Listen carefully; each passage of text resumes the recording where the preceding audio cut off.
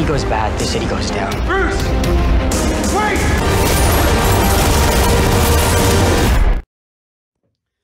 So to start off this build, I started out with doing a drawing of what I wanted to do. It's always important to do this because it gives you like a schematic for what you want to do, so you can always use it as reference. I started out by drawing the top half of the helmet and it from the side as well, doing some rough measurements and colouring in separate parts so I could look at what parts I needed to cut out.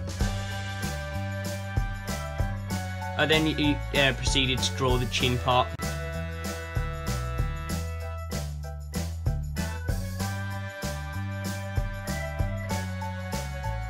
Next I cut out both sides using measurements I took from my own head.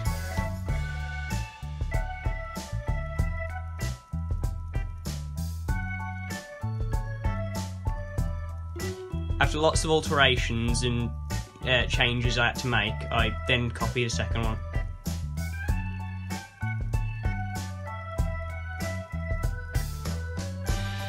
Throughout the process I realised I needed a lot more measurements than I already had, so I made sure to add them to my sheet as I went across. I then made the top half with a bit of an incline in the middle going outwards so that it would come down like an eyebrow, more like a forehead.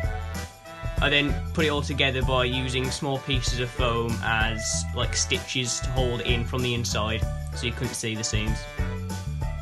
I used a previous mask I made in another video to look at the eye layout, but I made them a bit smaller so it didn't show as much of my eyes. For the area around the eyes I put it back behind the forehead bit so it'd give the forehead to work kind of like eyebrows.